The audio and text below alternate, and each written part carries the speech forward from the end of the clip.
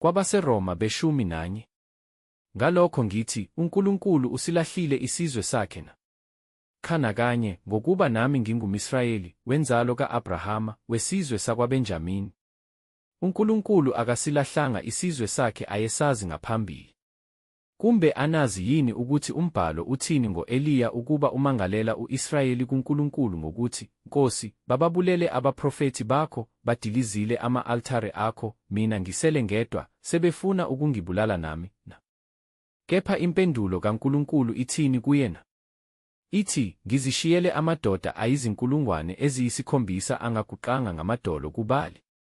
Kanjalo kukhona nangalesi sikhathi samanje insali ngokukhetha komusa, kepha uma kuya ngomusa, akusayi ngemisebenzi, uma kungenjalo, umusa awuseyiwo umusa. Kunjani pho?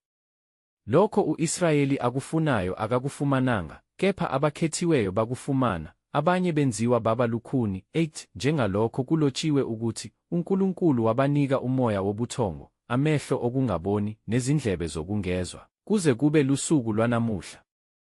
NoDavide uthi, itafula labo malibe yisihibe nokibe, nesikhubekiso nempindiselo kubo, kufiphazwe amehlo abo ukuba angaboni, ugobe umhlane wabo njalo. Ngakho ngithi, bakhubeka ukuba bawena.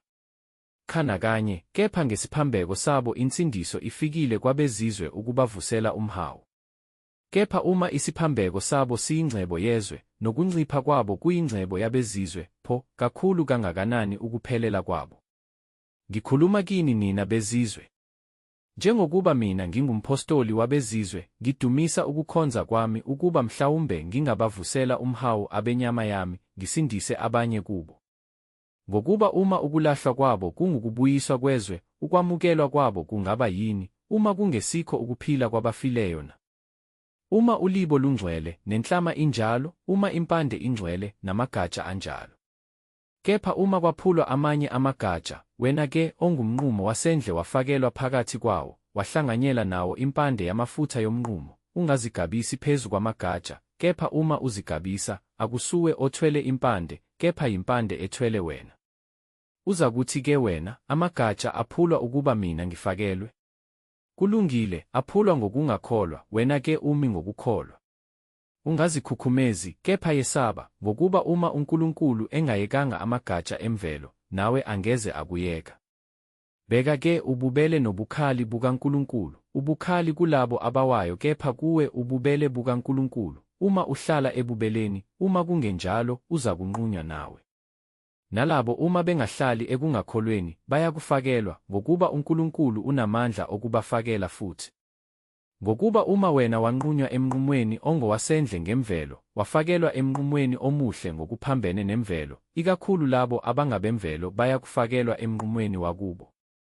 Ngokuba angithandi, bazalwane, ukuba ningayazi le mfihlakalo, funa nizishaye abahlakaniphileyo, ukuthi ingxenye ka-Israyeli yehlelwe ngubulukhuni, kuze kungene abezizwe ngokupheleleyo, kanjalo u-Israyeli wonke uyakusindiswa. Njengalokho kulotshiwe ukuthi, kuyakuvela eSiyoni umhlangulisi, asuse ukungalungi kuJakobe. Yilesi isivumelwano sami nabo, lapho ngisusa izono zabo. Ngokwevangeli bayizitha ngenxa yenu, kepha ngokukhethwa bangabathandiweyo ngenxa yawokhokho, ngokuba izipho zomusa nokubiza kukaNkulunkulu akaguquki kukho.